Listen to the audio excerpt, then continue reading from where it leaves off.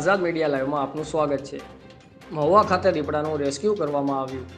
મહુવા તાલુકાના જાદરા ગામે નરસિંહભાઈ બલદાણિયાની વાડીમાં ખુલ્લો કૂવો હતો, જેમાં 8 થી 12 મહિનાની દીપડાનું બચ્ચું પડી ગયેલ અને જેની જાણ ખેતરના માલિકને થતાં દીપડાનું 2 કલાકની ભારે જહેમત બાદ રેસ્ક્યુ કરાયું હતું, જેમાં આરએફઓ વેગડ સાહેબ, વન વિભાગના ટ્રેકર પરની ફરજનો સ્ટાફ, આનંદભાઈ, કાંતિભાઈ, મકાભાઈ, અજયભાઈ, મુકેશભાઈ તથા લાયન નેચરના પ્રમુખ મનીષભાઈ ગોસ્વામી વગેરે હાજર હતા। પર્યાવરણ પ્રેમી સંસ્થાઓના સભ્યની હાજરીમાં દીપડાનું રેસ્ક્યુ થયું હતું। Reporter Bhaveshbhai Chauhan, Azad media live, Mahuva.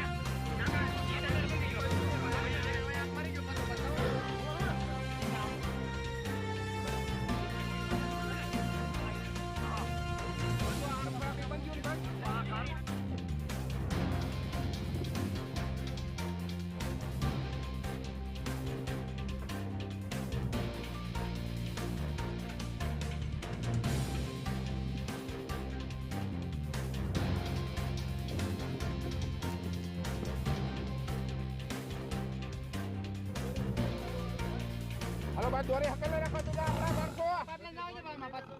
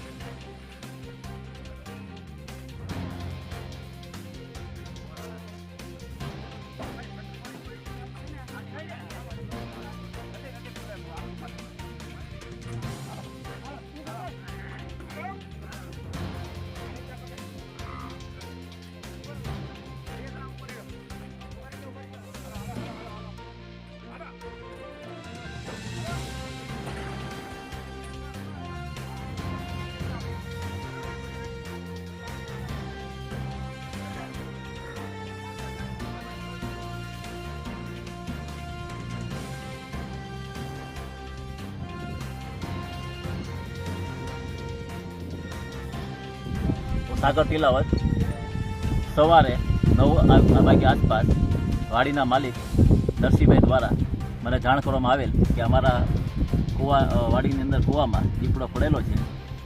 એટલે ધ્યાને આવતા એટલે મેં તરત જ આનંદભાઈ ભરવાડને ફોન કરેલો અને આનંદભાઈ ભરવાડે એમની ટીમ સાથે ટ્રેકરોને જે કંઈ સ્ટાફ હોય એને લઈ અને આવેલા છે અને હવે વહેલી તકે દીપડાને બહાર કાઢી એ મહેનત ચાલુ છે। આ લોકો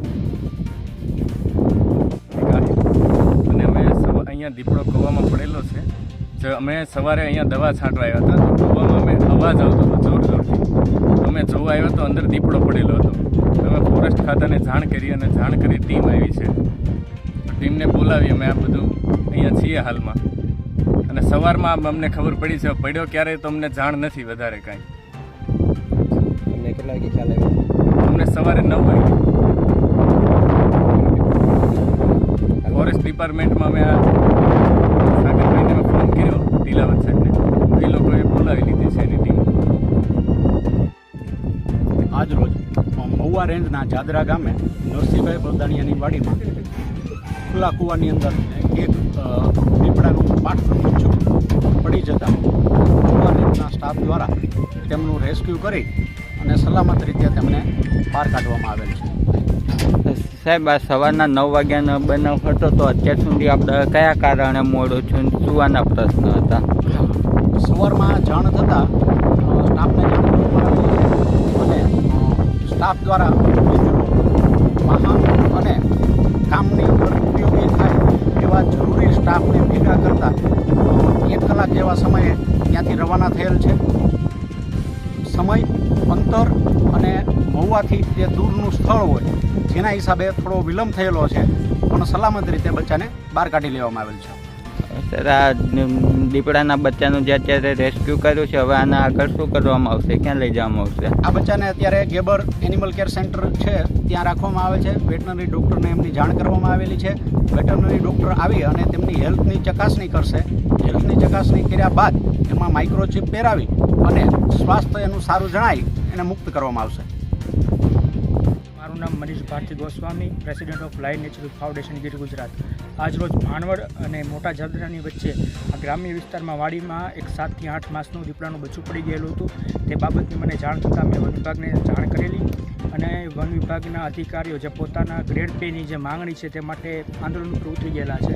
આ બનાવ સવારના 8 વહેલો બનેલો છે, પણ આ જાણ કરવા છતાં 11-12 વાગે છેક રાજુલા આરએફઓ જે ચાર્જમાં છે તે પહોંચ્યા, ઘટના સ્થળે પહોંચી અને દીપડાનું રેસ્ક્યુ કરવામાં આવેલું છે. હાલ જો આવી રીતે પરિસ્થિતિ રહેશે તો આ વન્યજીવ આવી રીતે કૂવામાં પડીને મૃત્યુ પામશે તો તેની જવાબદારી કોણ લેશે?